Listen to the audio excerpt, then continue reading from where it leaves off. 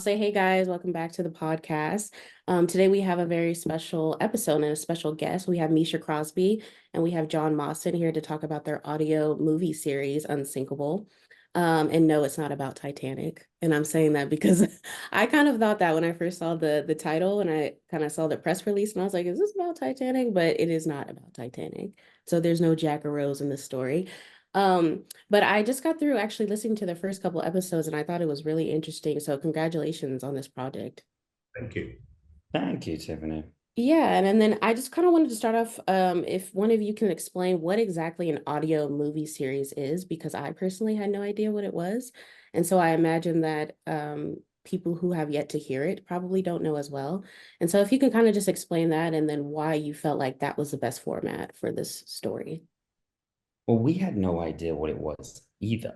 It was something that came to us in and around COVID because this whole project originated from a screenplay that John had written called The San Demetrio. And that script was a feature film script that I had read. I thought it was excellent. And we were looking to put that into production as a feature. And then a little thing called COVID-19 came along and changed our trajectory.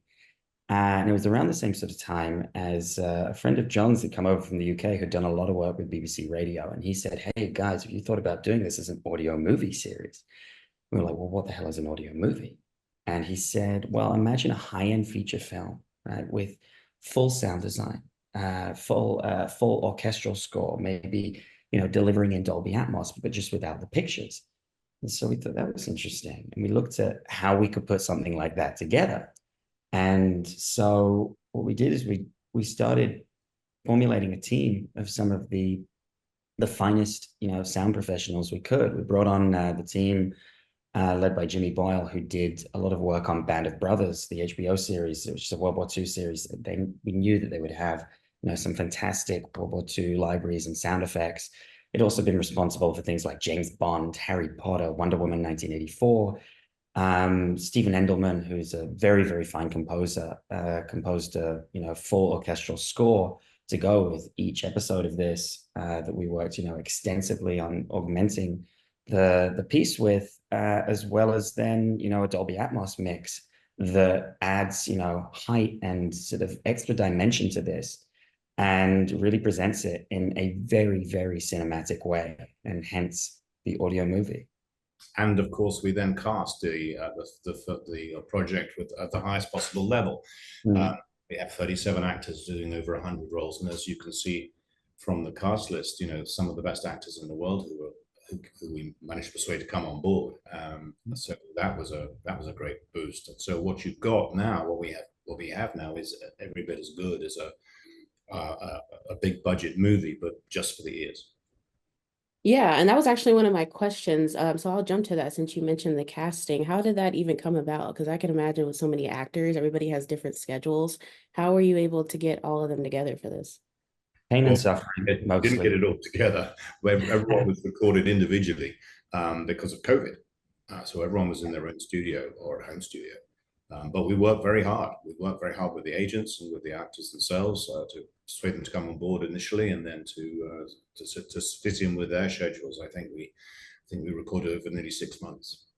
Yeah, and each of those, as John said, was an individual recording, individual studio. Sometimes with film crews for the bigger actors, we brought those in as well.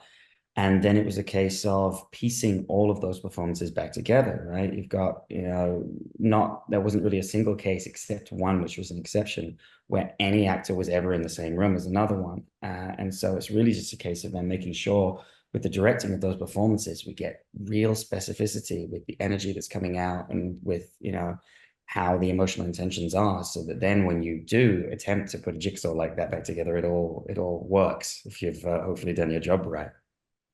Right, right. And then because this is based off of a true World War II story, I notice a lot of times with history films, I think sometimes people tend to go more so for the entertainment purpose and not so much telling the true story. And so for this one, did you feel like it was more important to keep accurate information, or were you kind of more so wanting to keep it entertaining for people to understand and to listen? Well, I think both. Everything that happens to that ship happened. including the court case that happened afterwards. But obviously, within that framework, I created characters who made, and had to create the dialogue and the actions of those characters, even the real people, as well as people that I've added to the cast. So I hope that my aim has always been to tell the true story, but to do it in a way that is engaging and is fun and is entertaining. Yeah, exactly. And then listening to the first couple episodes, I really, really loved the score. I feel like that was the one thing that really stood out to me and really made it feel like an immersive experience. So who did the score for this? And then what was the conversation like prior to filming? Like, did you kind of have notes for the person who did the score? Totally. did. Yeah, we were able to get Stephen Endelman, who's done some fantastic work. And I always wanted a score with Misha and I discussed this. We wanted a score that was really epic, a David Lean type score that could really cover everything. And Stephen loved the project, and what he did that is so clever, apart from his amazing musical talents and skill, was to create themes for each of the ships and for the main characters, so that his music takes you from place to place, and is really important in terms of providing the emotions that are going on, and what the stakes are, what the dangers are. Right. So we work with him episode by episode, with very fine detail. And like you said, it's almost even more important in a project like this, right? Where you don't have the pictures, to be able to paint the colors and the world and fill that out in a way that then creates that intention, creates that world, creates that atmosphere. And so we'd initially tried to do, our sound design and our score at the same time, but it didn't work. We needed to know what we were painting on top of first. So we very quickly, after that first episode, got into a rhythm of, we would work with the sound design team, and then we would work with Stephen, and we would bring in those elements of scoring it out episode by episode. Yeah, you know what's funny? It sort of reminded me about being like if you go to like a Universal Studios, or you go to some type of amusement park and you go on those rides, and those rides are always like super immersive. And although you're not seeing it, that's kind of what it felt like listening to the story, like you were on this ride. And so that was really, really cool. I wasn't expecting that going into it. Um, and then I also wanted to ask you about one of the main characters, Hawkins, in the story. And maybe this is a question more so for John. And it could have just flew over me as I was listening to it, but I was kind of curious as to why he felt the need to leave, because his pregnant, he had a pregnant wife. And then there was a conversation that he kind of had with his parents prior to that. And I won't get into it because I don't want to spoil it too much, but it kind of felt like his parents, were diminishing like the things that he was doing and not really happy for him. And so I was wondering, was it so much that he was trying to prove himself, or was it like, what was the need for him to leave his wife and go do this?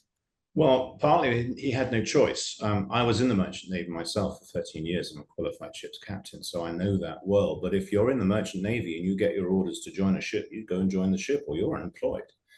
And in this case, with the war happening, to have failed to do so would have been an act of cowardice, and that wasn't who he was. Yes, there is a tension which I deliberately introduced between him and his parents, both for him and for his wife Maud, played by Natalie Emmanuel, which is key to the whole story. It's key to his journey. But yeah, he had no choice in the matter, and no one would ever have turned that job down, turn the call down. You're going to go and join such and such a ship at such and such a place on such and such a day, and that's what you do. Yeah. Right. At wartime London, the stakes couldn't have been higher for him, like having to go.